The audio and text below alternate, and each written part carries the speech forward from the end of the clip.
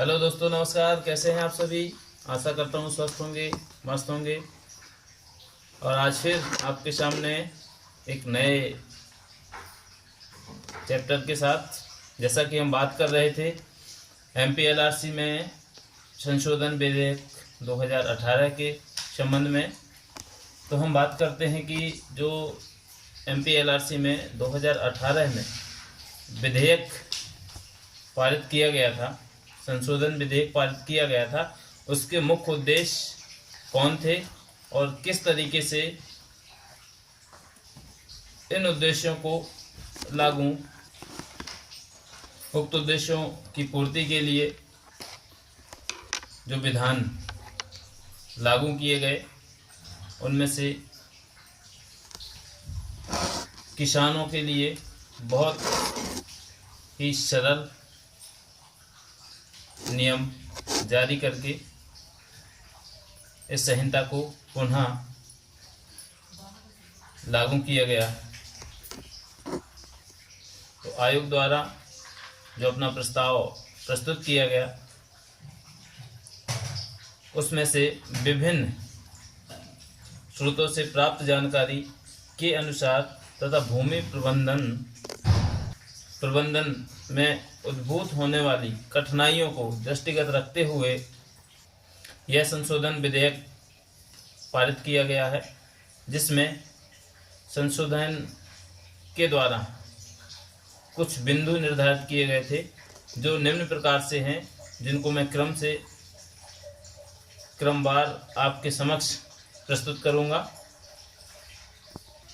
जिसमें बिंदु बंदोबस्त और नगरीय क्षेत्रों में भूमि सर्वेक्षण निर्धारण तथा पुनः निर्धारण से संबंधित है, जिसके स्थान पर अध्याय 7 में भू सर्वेक्षण प्राधिकारी प्रतिस्थापित किया जा रहा है। अब राजस्व सर्वेक्षण का कार्य तथा बंदोबस्त के स्थान पर भू सर्वेक्षण का कार्य जिला कलेक्टर द्वारा आयुक्त भू अभिलेख के सीधे नियंत्रण में संचालित किया जाएगा। जो प्रथम बिंदु था, उसमें स्पष्ट कहा गया है कि अब जो भी भूमि से सर्वेक्षण संबंधी एवं बंदोबस्त के संबंध में जो भी कार्य किए जाएंगे, वो सीधे तरीके से जिला कलेक्टर के माध्यम से ही किए जाएंगे। संशोधन के दूसरे बिंदु में बात करते हैं भूमि प्रबंधन की गुणवत्ता में सुधार करने के लिए अब नगरीय क्षेत्र में ग्राम होंगे तथा नगरीय क्षेत्रों में सेक्टर होंगे। ग्राम और नगरीय क्षेत्रों में भूमि सर्वेक्षण के लिए सेक्टर में कृषि भूमि में ब्लॉक तथा भूखंड होंगे, जो कि बेहतर स्केल पर आधुनिक तकनीक के माध्यम से नवीन नक्शे तैयार किए जाएंगे। अर्थात दूसरा बिंदु यह कहता है कि जो नगरीय क्षेत्र हैं और जो ग्रामीण क्षेत्र हैं, इनमें सेक्टर होंगे और ब्लॉक होंगे। ब्लॉक में जो भूखंड होंगे, तो उनको अलग अलग डिवाइड किया गया है और नई तकनीक के अनुसार जो सर्वेक्षण होंगे, जो खसरा नंबर होंगे, उनके नक्शे तैयार किए जाएंगे। जो नई तकनीक है, नई स्केल है। अब संहिता में तीसरा संशोधन बिंदु है, जिसमें स्पष्ट लेख है कि यदि कोई आवेदक अपना आवेदन न्यायालय में प्रस्तुत करता है और उसमें अगर कोर्ट फीस लगाना वो भूल जाता है या धोखे से छूट जाती है, तो इस छोटे से भूल के कारण उसका आवेदन ही माननीय न्यायालय खारिज कर देता था। और जिससे आवेदक को बहुत परेशानी होती थी। तो ऐसे छोटे से आधार पर मामले को खारिज कर दिया जाता था, जिससे बहुत ज़्यादा आवेदक को परेशानियों का सामना करना पड़ता था। इसके संबंध में यह तीसरा बिंदु लेख है।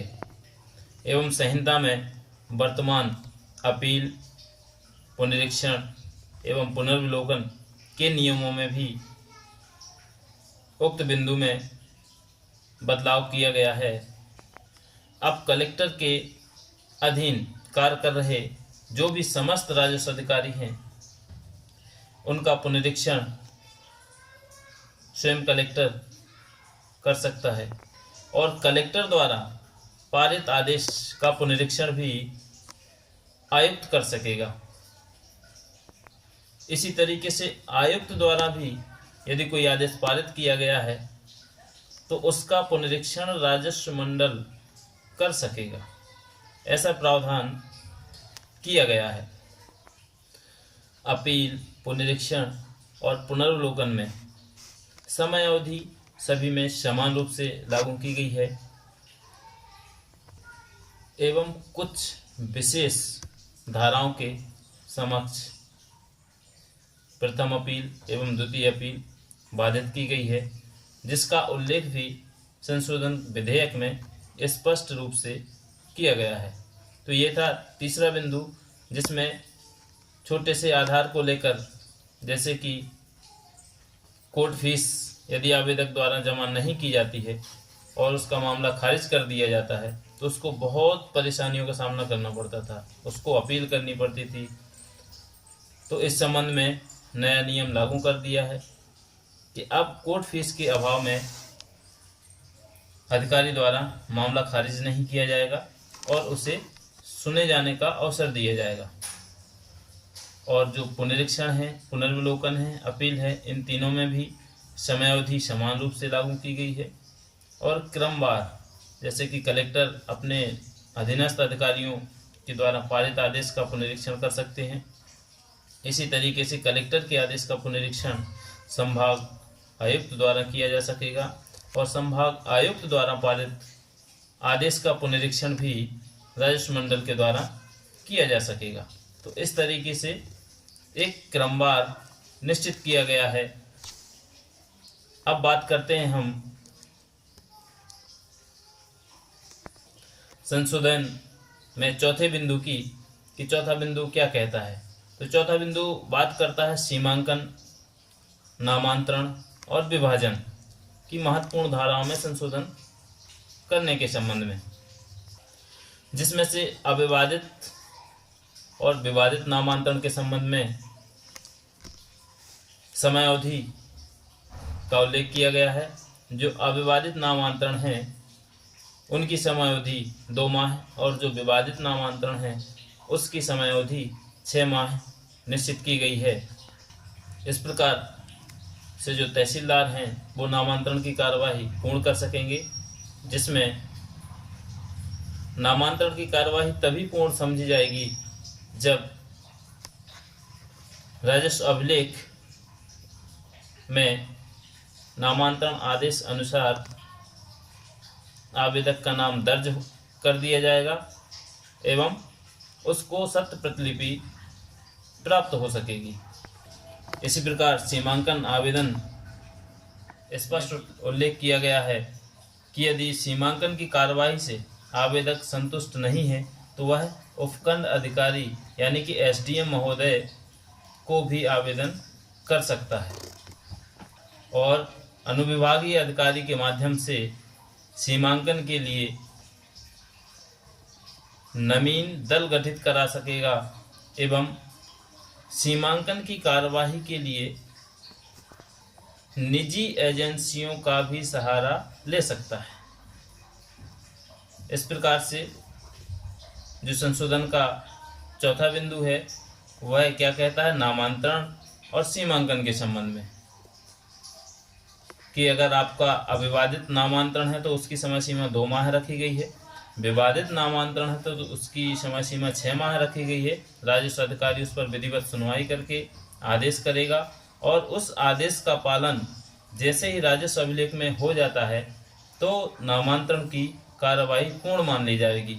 इसी प्रकार से यदि आवेदक अपने खेत का सीमांकन करवाता है यानी कि नाप करवाता है और उसे संतुष्टि प्राप्त नहीं होती तो वह वरिष्ठ अधिकारी उपखंड अधिकारी को सीमांकन के लिए आवेदन कर सकता है, टीम गठित कर सकता है और निजी पैनल के माध्यम से भी सीमांकन की कार्रवाई पूर्ण करा सकता है। इस प्रकार से हमने आज 4 बिंदुओं पर चर्चा की है। इसी तरीके से जो शेष बिंदु हैं उक्त संशोधन विधेयक के संबंध में हम आगे नेक्स्ट वीडियो में करेंगे। तो हमारे परिवार में जुड़ने के लिए हमारे साथ हमारे वीडियो को लाइक करिए, चैनल को सब्सक्राइब करिए और अगर इंस्टा पे हैं तो आप हमें फॉलो कर सकते हैं, कमेंट्स कर सकते हैं। यदि किसी प्रकार की आपको अपने भूमि से संबंधित जानकारी चाहिए तो हमसे कमेंट्स में पूछ सकते हैं, हमसे संपर्क कर सकते हैं। हम आपकी निश्चित तौर पर सहायता करेंगे। मेरे चैनल पर बहुत बहुत आप सभी का धन्यवाद। जुड़ जाइए, सब्सक्राइब करिए, लाइक करिए, फॉलो करिए और शेयर करिए। शुक्रिया।